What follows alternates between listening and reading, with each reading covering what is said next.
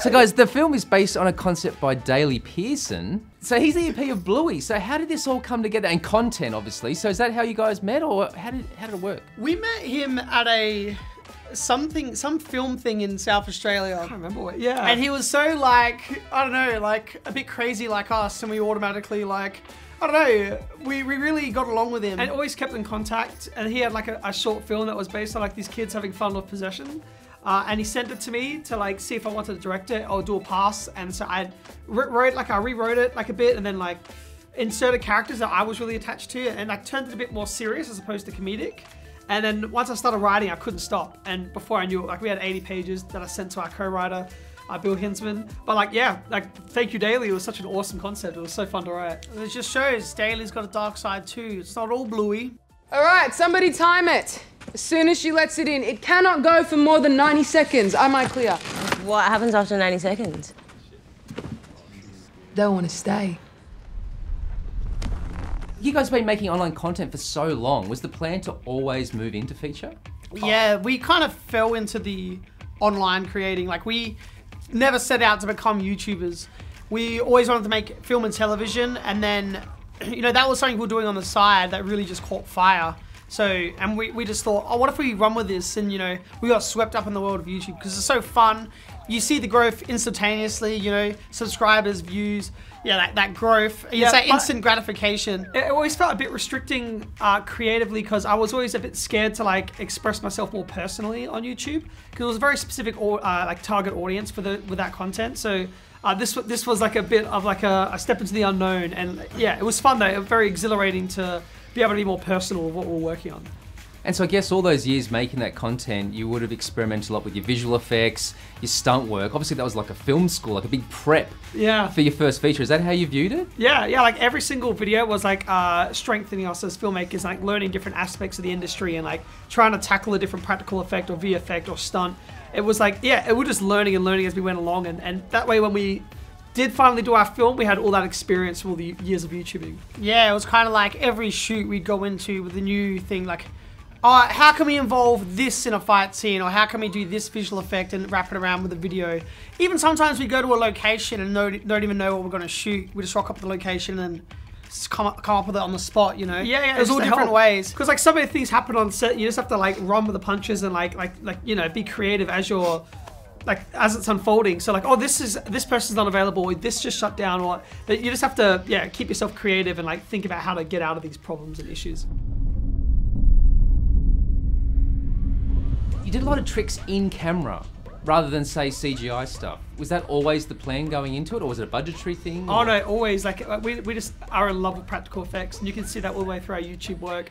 And then like our makeup bubble was so extensive, and we had such like big conversations with our special effects team, and they were so amazing. And even like Beck Barato, who like helped do our makeup on all the Raka videos for free, we were able to get her as a head of department on makeup for Talk to Me. So yeah, we've been building up to it since the beginning. Like we love practical effects. Well, yeah, we discovered it early. It looks better. It looks better than VFX. VFX being used to enhance practical is the way to do it. Just relying on it, it doesn't stand up. And that's why those older movies, The Thing, or, you know, what's an old Werewolf in London? They look better than the horror films do today. They stand the test of time. Like, so that's what we'd seen that earlier, yeah, like real early. So that's what we've always done. As practical as possible is what we've always wanted to do. Now, a question about the hand. Talk to me about the design of it. Was there ever a conversation, like, obviously you got to be able to grip it, but was there talk about like, oh, we've got to make it look a little bit creepy, but it's got to be practical? Can you tell me about the design? There was so many different casts. Yeah, so many different variations. Because originally it was going to be like this. Yeah. And then it was like, what? And then like we were trying different hands, and then we eventually settled on. Well, yeah, to be desperate and reaching out. And the hand didn't come to us until like the second draft of the film. So like all going through it, it was just always a haunted object. And then to find the hand and hands and connection was such a motif already throughout the film. It was just an awesome representation of everything that we were trying to talk about. And yeah, we found it after a couple of casts, and it was like so last second. Like we got the hand on set the day we were shooting it. So it was like there at the very last second. Let's go. Put your hand on it.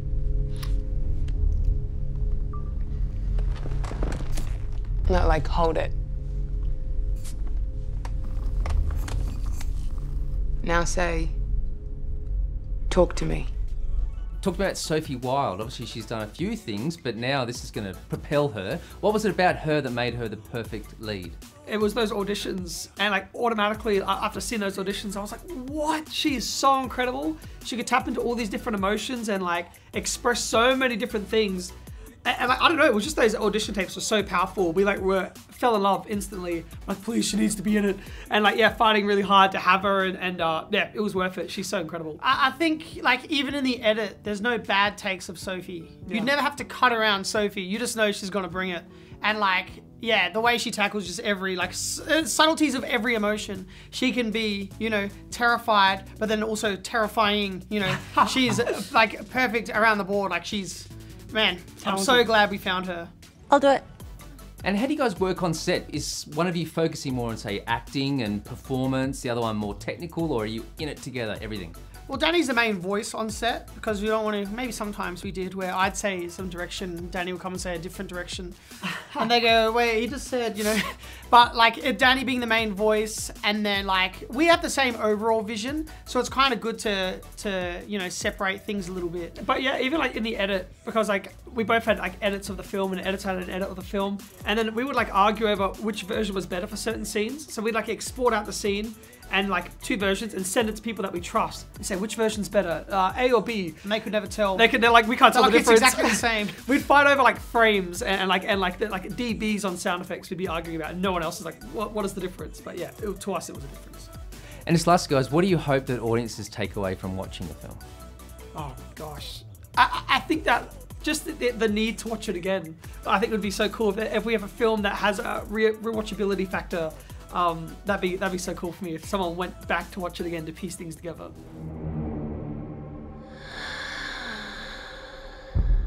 They like you.